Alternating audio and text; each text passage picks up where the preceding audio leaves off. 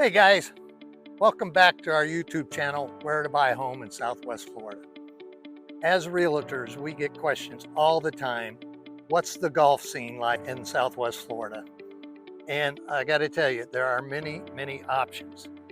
People are wondering, what is bundled golf? What is private equity? What if I don't play golf that much, but I want to play at public courses? Well, today we are lucky to have the golf pro here at the club that I belong to, Jesse, who is going to break down all of the types of clubs, different types of communities. He's going to give you his top 10 list, and you are in for a real treat. So enjoy this video, and don't forget, whether you're buying in 1 month, 3 months, or a year, give us a call, shoot us a text, send us an email. We'll be happy to contact you and help you make a smooth move here in Southwest Florida. Well, first of all, thanks, Ron, and welcome everybody to tonight's feed. I will be talking a little bit about the different types of golf courses, whether it's bundled, equitable, non-equitable, public courses. There's usually a lot of questions when that stuff comes about. So when you're buying a home, I will talk a little bit about that. I'll also give you my best courses in the area that I like to play on or at. I do play a lot of golf tournaments around the area through the PGA. I usually playing about 15 to 20 events a year in Southwest Florida, also in Indiana, Wisconsin, Michigan. So I do make my way around a little bit when it comes to playing tournament golf. Being a professional at the plantation for about 6 years now, it's a lifestyle to a lot of our members. They enjoy golf, and that's why they buy a house in a golfing community. So this is the membership options and benefits. We're going to talk about the different types of membership options, explore the different membership options available to join a golf community in Southwest Florida. And then we're going to talk about the membership benefits. The first thing we're going to start with is an equitable membership at a golf club. So equitable membership simply means that the individual ownership in the club is separate from the home or the home ownership, right? Memberships can be open to residents only or applicants anywhere. So you don't necessarily have to live in the golf community to belong to an equitable club. You can live outside the gates, is what we call it. Memberships by application, initiation fee. A lot of times we see in this general vicinity in Fort Myers area, they're going to be anywhere from the 35 to 40,000 initiation fee. But when you get down towards the south, towards the Naples, Bonita area, you're going to see a little bit higher initiation fee to the 250, even upwards to the 300 to 350,000 initiation fees. More exclusive clubs, obviously. Usually the memberships is limited in an equitable club.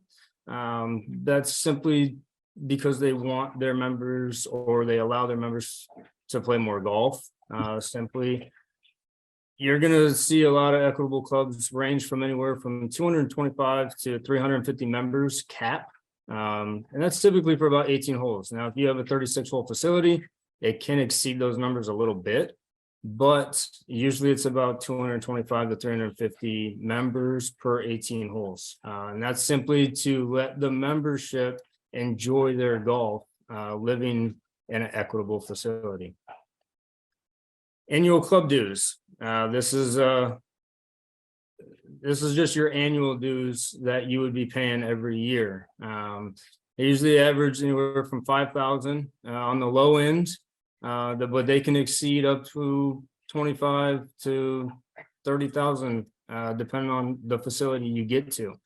Tend to be exclusive and more expensive, and they are ran by a board. They're not going to be ran by, obviously, an individual owner because it's an equitable club. The nice thing about an equitable club is a lot of times you will get your initiation fees. They are refundable, which is nice if you decide to leave that club. Equitable clubs, for example, in the area, you're going to find that Gulf Harbor, Wildcat Run, and Fiddlesticks are a equitable club. Our next type of membership is going to be a bundled membership. A bundled membership is simply it's together with the title to the property. So once you buy a house, you basically belong to the club, the golf club. You don't have to pay initiation fees or anything like that, which goes into the next point here. All residents are members.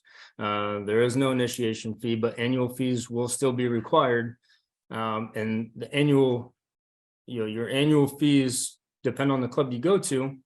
Could be anywhere from $1,800 to $4,000 to $15,000, depending on where you're at.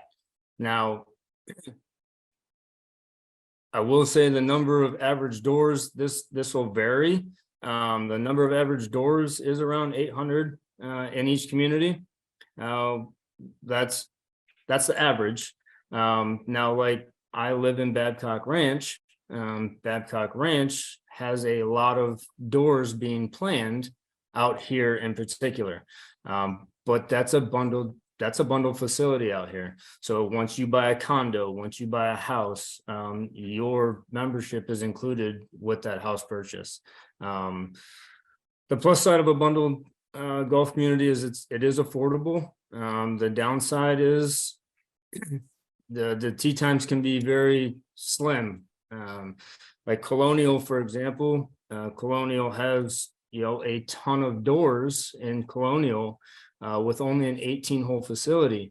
So trying to get a tee time over there is pretty slim. I hear that if you're in Colonial and you really like to golf, with being bundled, you only play about 2 to 3 times a week at Colonial.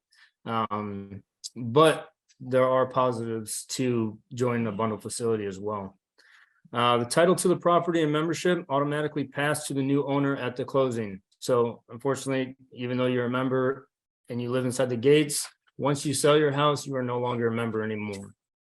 Bundled examples in the area are going to be the Legends, the Landings, Kelly Greens, and of course Babcock Ranch, which is a little bit north, but it's still bundled.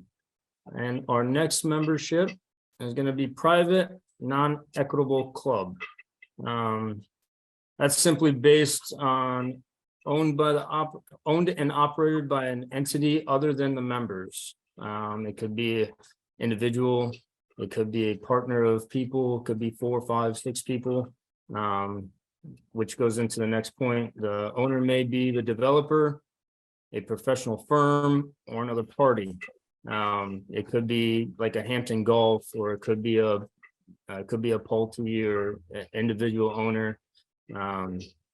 Members are not involved in the club's operation, which they just pay for their fees and enjoy the lifestyle, which simply means that when you are at a private non-equitable club, yes, you are still private. However, when it's non-equitable, you don't own any ownership to that club. So if there's a golf renovation that needs to be done, all of that stuff would have to go through the ownership or through the professional staff, then to the ownership, and then be relayed to what would be called the members. When sorry about that, my kid fell in the bathtub. My wife is in there. But whenever there's a renovation, it just simply means that the members don't really have a say so in really what's going to happen to the club, whether it's regrassing the fairways and greens, or whether it's putting in a new driving range or something like that. Private non-equitable examples would be like the Plantation, Renaissance, and Gateway, which are all local in the Fort Myers area. And then our semi-private. Semi-private has members, but they also allow a lot of outside play. Typically, they will lean more towards the membership side when it comes to tee times. When it comes to the golf side, members in this example will probably, members might get 7 to 14 days in advance to book tee times. Whereas when they allow outside play, they might only allow outside play to book a tee time maybe 5 days in advance or 7 days in advance, allowing their members to get first dibs on those tee times or first access to those times. Semi-private, you shouldn't have an issue playing at a lot of the clubs if you're a golfer and you're buying buying a home in a golf community that's semi-private. You shouldn't have a problem getting tee times at those clubs. Semi-private examples in the area, it's going to be Heritage Palms Country Club, Hunter's Ridge, and the Point at Pelican Landing. Also a couple, another one would be like River Hall. River Hall is another one that is kind of like a semi-private. Another type of membership would be your public courses. Public courses, there are no memberships. The players they will pay a greens fee and they'll pay a cart fee. And they will just play their 18 holes, and there's a lot of times there's a restaurant there you can fine dine if you choose to, depending on the club you go to. There are a lot of public clubs in the area, some are which are there's at the bottom of the screen. This is just a small fraction of public courses in the area, but fees vary during the time of the year. So what that means is during the winter months, the golf rate is going to exceed at some places over $175 to $200 around the golf. Now in the summertime that changes drastically, being that there's not a lot of residents here still, or less. So those rates could drop anywhere from $50 to $35 for a round of golf at a public course. Some courses have different fees scheduled for the residents versus non-residents, which is, simply means that, if you're a resident of Florida, you have valid driver's license for the state of Florida, they will cut you a deal in the wintertime, and they might, instead of their rate being $175, it might just be $100. But again, it's still a public course. And there are no great apps of it. There are some great apps available to book tee times if you choose not to call the golf shop directly, like Golf Now. Golf Now is a good app that you can use if you decide you don't want to join a golf course, and you just want to live in a golf course community but not join the golf course like you can at the Plantation. You can buy a house in there, use the Golf Now app, and still make tee times at those public golf courses.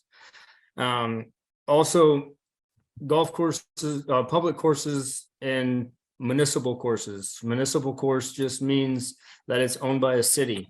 And that means like the city of Cape Coral, which Coral Oaks is a municipal course. Fort Myers Country Club is a municipal course, and so is Eastwood. Eastwood is also a municipal course. They might not be on the Golf Now app, but they are still public. There's also resort courses that you can go and play in the summertime or the wintertime, which is Tiburon. And a resort course just simply means that if you go and stay at the Ritz-Carlton for a weekend, they might have a golf special, whereas if you're staying for 3 days, you can play 2 of the courses or something like that. It's just as long as you stay at the resort, you'll get that resort fee for the golf. Another example of a public course is Shell Point, which is also located in Fort Myers. And Golf communities and their types. Again, I'm not gonna go ahead and list all of these, but I will, I'll go through a little bit. Like Colonial Country Club, I talked about a little bit. You can see on the right hand side there, it's private and bundled. So if you want to glance through that, and if there's a specific area that you want to kind of live in, whether it's Naples or whether it's Fort Myers, this might help you with your deciding factor. The golf community types, which again, this is still like Arrowhead, Heritage Greens is public, Autobahn, that's a private facility, very nice private facility. Another public one is Ave Maria. So again, I think Ron is gonna make this available for you if you want to go back and look through these. Here's some more. Bonita Bay, very nice club. Bonita Bay offers, roughly, I think they have like 7 or 8 different courses in that in their area. They're more located down on the south side, towards Naples, Bonita area. They have 80 holes. Yeah, they have so many golf courses. They even have east golf courses, which there are no houses on that golf course. But you can, once you belong to Bonita Bay, you belong to all of their golf courses, whether it's, I think it's 7. Don't quote me on that one. In the Estero area, you're looking at, Copperleaf, Country Creek, Estero, Grandeza, Old Corkscrew. All of those are going to be down towards that Estero area. Now, when it comes to, again, like I was saying earlier, when we got started, I do play a lot of golf, tournament golf in the area. And some of my favorite courses that I do like to play, Bonita National is a top favorite. Naples Lakes is a top favorite. Esplanade, Heritage Bay, Pelican Sound, those are all really good golf courses, along with, the Legends, River Hall, and Treviso. Those are the TPC. Those are all good courses. If you like a challenging golf course, all of those are very challenging. The affordable price private, these are going to be more non-equitable. These are going to just be, private clubs in the area. Fort Myers, it's going to be Gateway. The Plantation, obviously, is my home course, is one of my favorites. If you want to go more down the south side, Greyhawk, Golf Club of the Everglades, Quail Creek, all of those are good. And again, Veranda, Pelican Preserve, all of those, that's just more clubs in the area that are really good clubs that are private.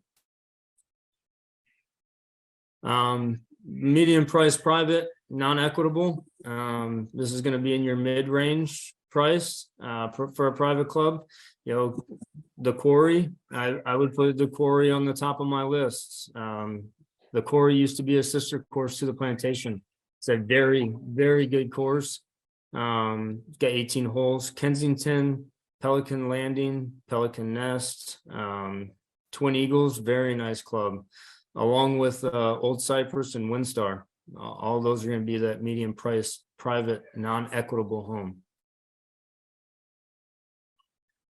Your elite price private clubs, again, this is still non-equitable, but you can see my favorite out of all of these is going to be Quail West, which they have a 36 hole community. That's, now you can see when you get to the elite price private clubs, you can see they're all going to be located a little bit south, more down towards the Naples or Bonita area. But nothing wrong against the Fort Myers side. It's just a little bit better, better priced in my opinion. But Quail West is one of the best clubs in the area. That's got a 36 hole golf course, which means you get to play all year long. In the summertime, a lot of the clubs they'll close for about a week or so to do maintenance, airification, and stuff like that, renovations. Nice thing about Quail West or even Mediterra is they'll close 18 holes and you still have 18 holes available for you to play golf at, being that you're a member there. Collier's Reserve, Talus Park, that's another favorite of mine. Tiburon, again, that's a good golf course. I think I put that on the wrong slide, but that's okay. Next slide. And your public golf course communities, I would put Tiburon on this one. And then Arrowhead, Old Corkscrew is a very tough golf course. That's a Jack Nicklaus design. So even if you are looking to go south to buy a house down there, obviously you can see there's still a lot of golf that's public golf if you decide you don't want to be a member at a club. So I would go. I mean, Old Corkscrew is always great. Arrowhead's always great. These are just all good golf courses. So thank you everyone for your time. I hope I hope you enjoyed it. I hope you learned a little bit about the golf and the different types of memberships that the golf environment has to offer, whether you want to go equitable, whether you want to go non-equitable but private, whether you want to live inside the golf community or not live inside the golf community. But if you have any questions, I think my information is going to be posted on here. You can always reach out to me or Ron if you have any questions. And thank you. Thanks, Jesse. Great job. A lot of information there about the many types of golf that can be played here in Southwest Florida. And you can see here by this slide here is that the customer satisfaction ratings for golf communities is quite high. I mean, it's on a scale of 1 to 10. So if you do decide to live in a golf community, you're making a good choice. So bottom line, that's it for this month's update. If you would like a copy of these slides and Jesse's contact information, reach out to Cindy and I, and we'll be glad to forward that to you. If there's anyone that might have a question, I think everybody's mic's open. I don't know, but otherwise, hopefully we will see you next month. So thanks again for joining. And by the way, if you ever want to invite any of your friends, just pass along the link for the Zoom meeting, and we would be happy to entertain anybody who would like to get an update on Southwest Florida market. Other than that, have a great evening and go watch the Masters. Bye now.